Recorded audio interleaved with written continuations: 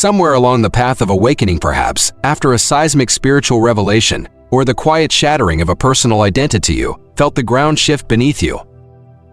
What was once familiar became strangely foreign.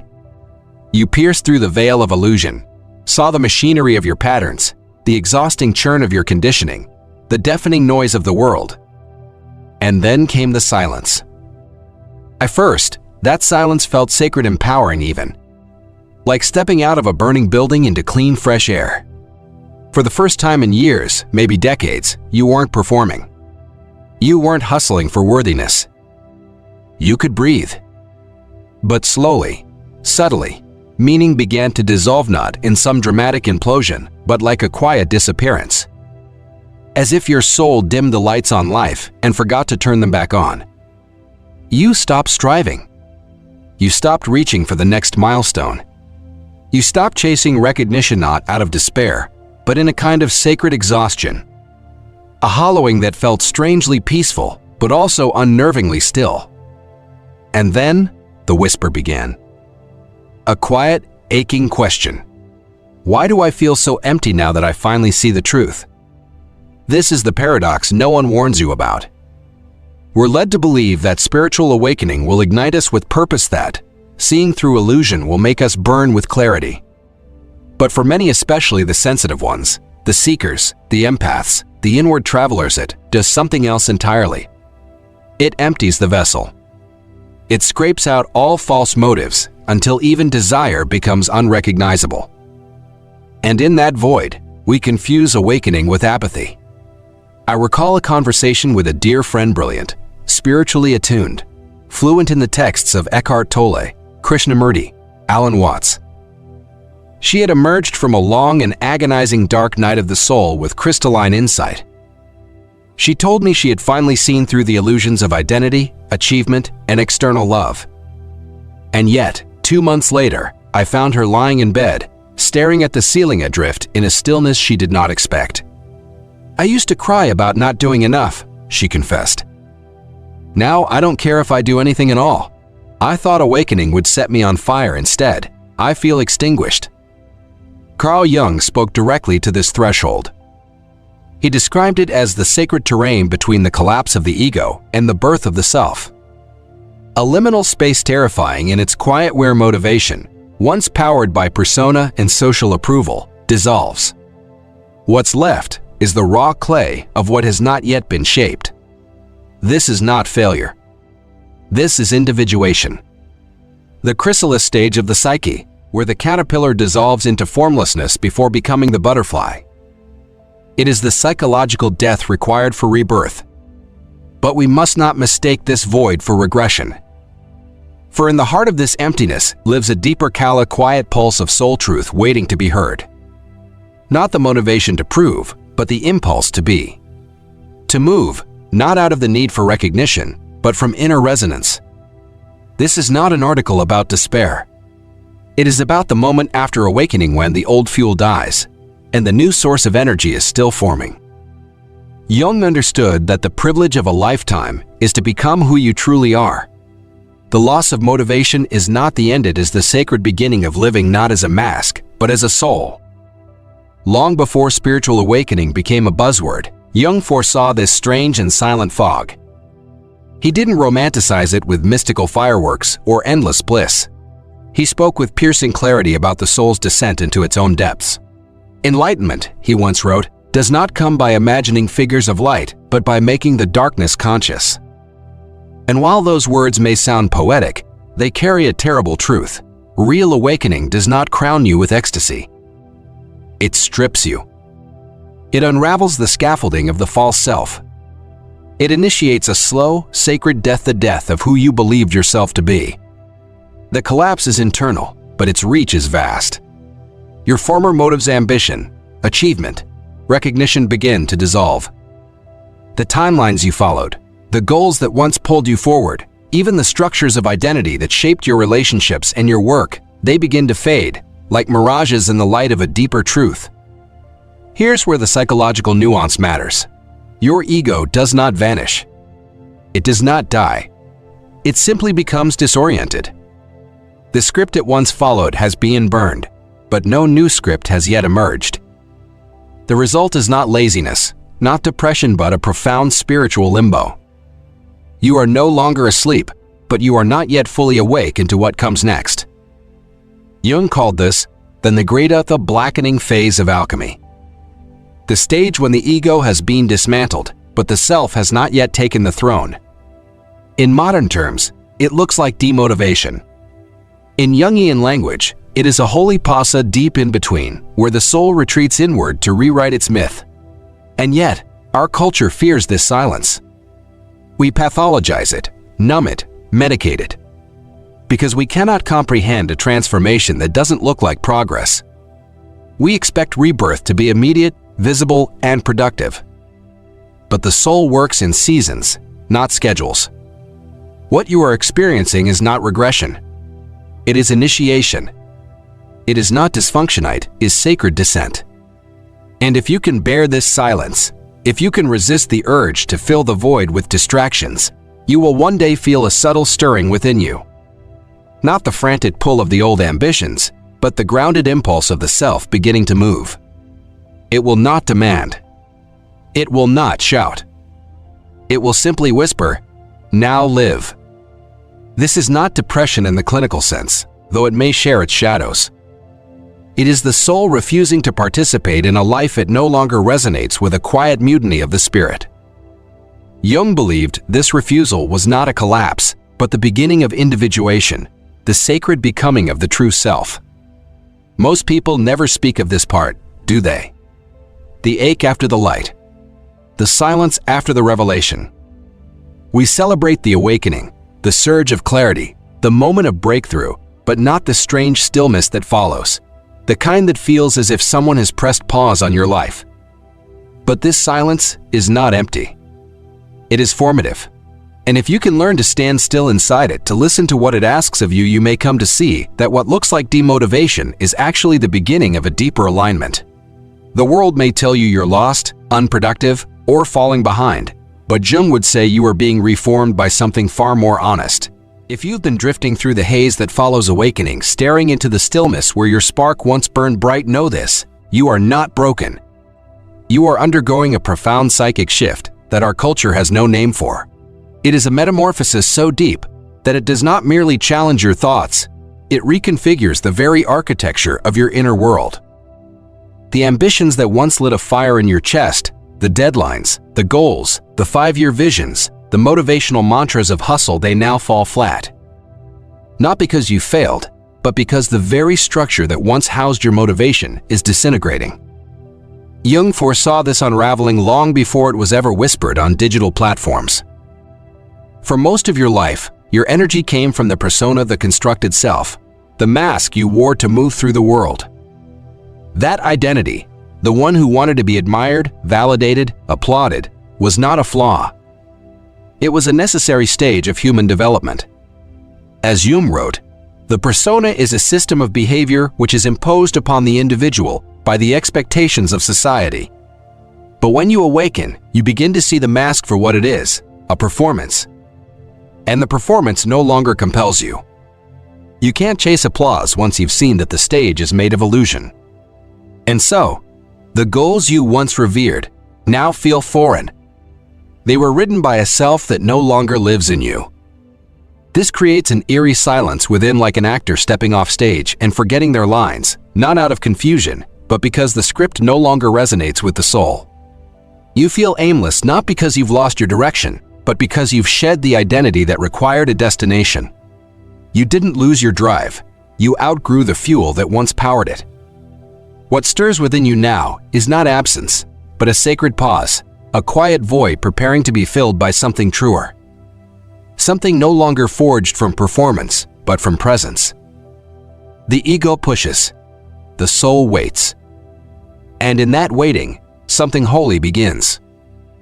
Jung believed that the aim of life is not to exalt the ego, but to integrate it into a larger, deeper psychic totality. We are not here to serve the ego's desires, but to refine them, temper them, and align them with the self, the transcendent center of our being that connects us to the greater whole.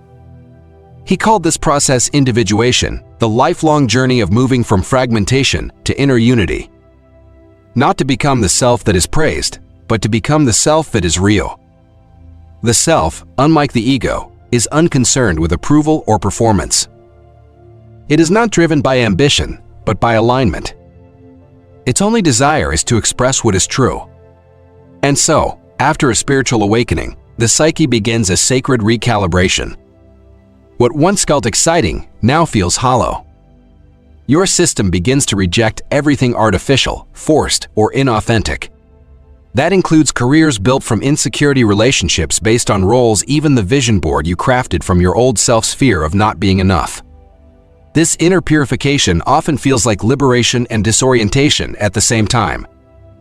You're shedding the false, but what now takes its place? Jung cautioned that many get stuck here. Some awaken and fall into spiritual bypassing, mistaking transcendence for escape.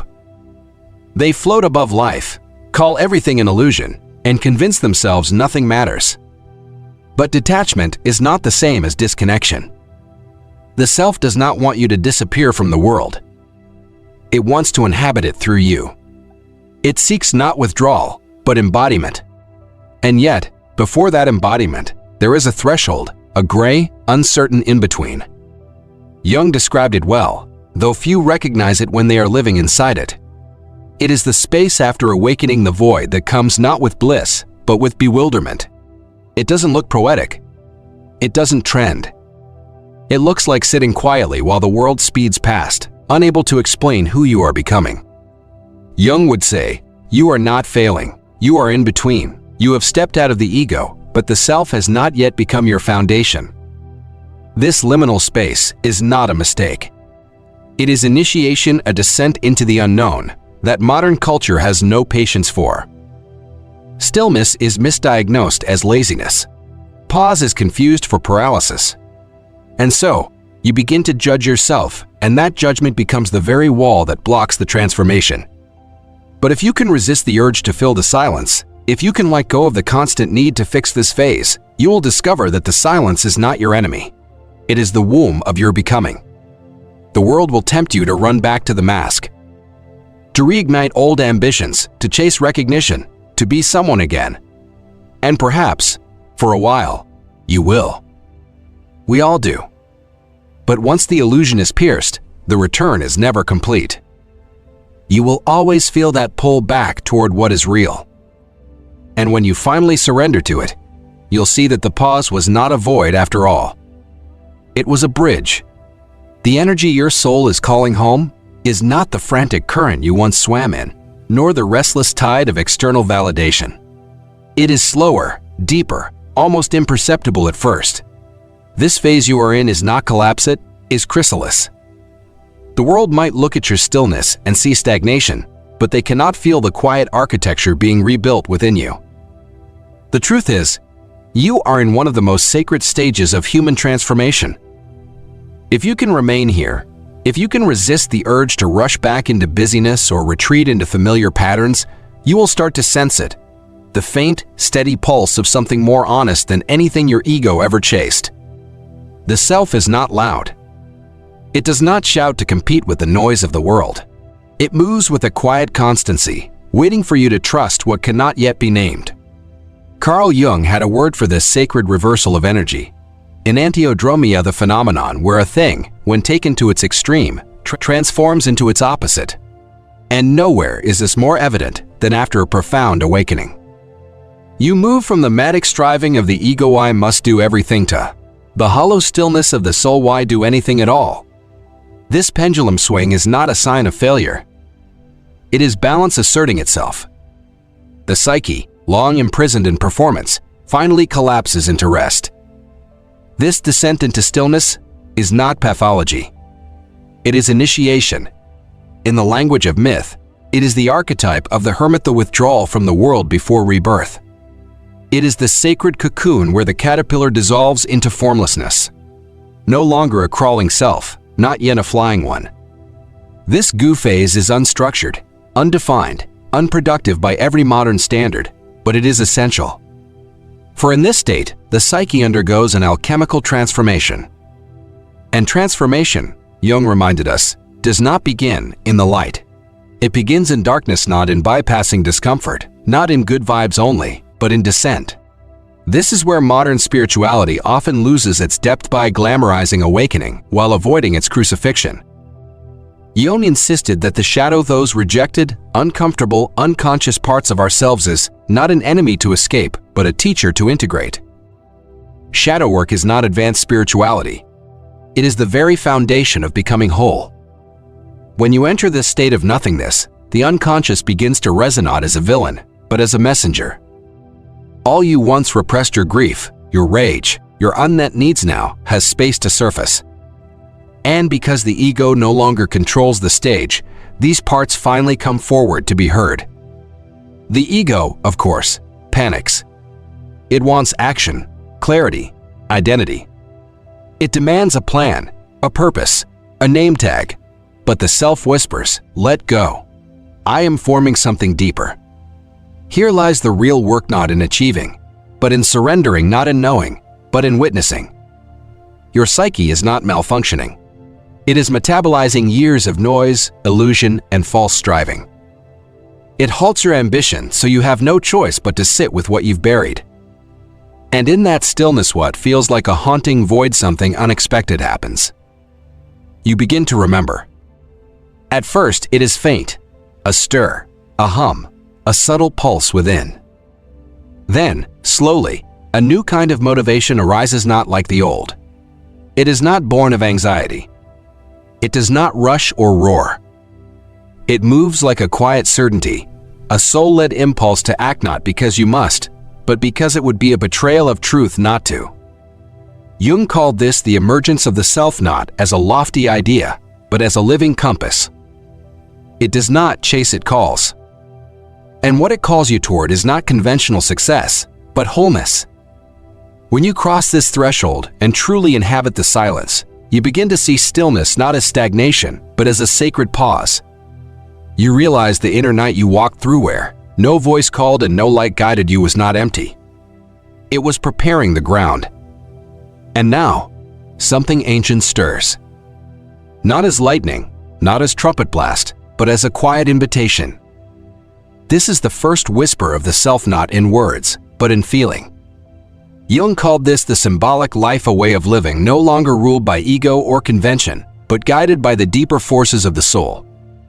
Once the ego has surrendered and the unconscious has binautered, life ceases to be a game of survival.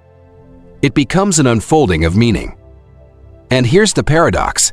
It may look beautifully ordinary from the outside.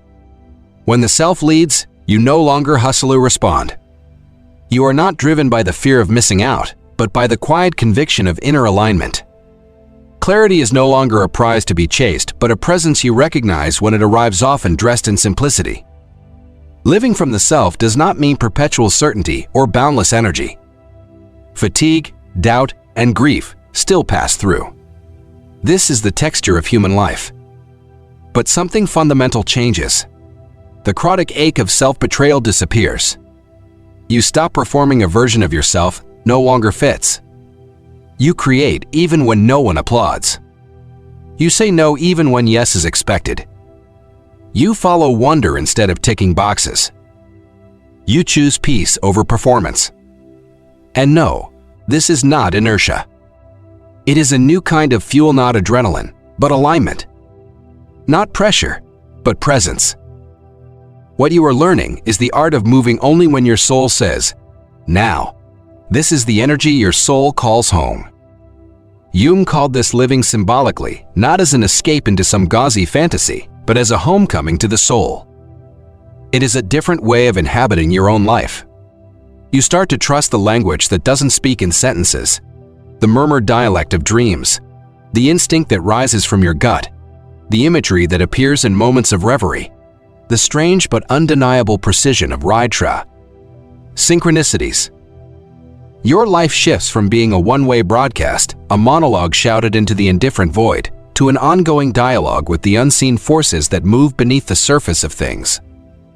And what does that look like in real time? Sometimes it's as subtle as a different kind of question forming in your mind. Not, what should I do? But what is quietly calling me? Not, what's the plan? But where is life gently nudging me? Not, how can I prove my worth? But what feels quietly, unshakably true. In that subtle shift, you stop trying to dominate life, to control every variable, to bend reality into your schedule. Instead, you start participating with it, moving in rhythm with the tide, rather than fighting the current. Ambition doesn't disappear, it alchemizes. It becomes devotion not to the shallow satisfaction of applause, but to what is real, to what lights you up from the inside, to what awakens the marrow of your being. And strangely, that devotion moves mountains. It still accomplishes things, still creates momentum, but now it's fueled by wholeness rather than depletion. It no longer leaves you drained, and questioning it nourishes you as you go. It is sustainable. It is soul-powered. This is the self's truest form of motivation, not to impress, but to express. From here, you might find yourself creating art, building something of value, teaching what you've learned, healing what you can, or serving a cause close to your heart. Not because someone told you you should, but because your entire being says yes.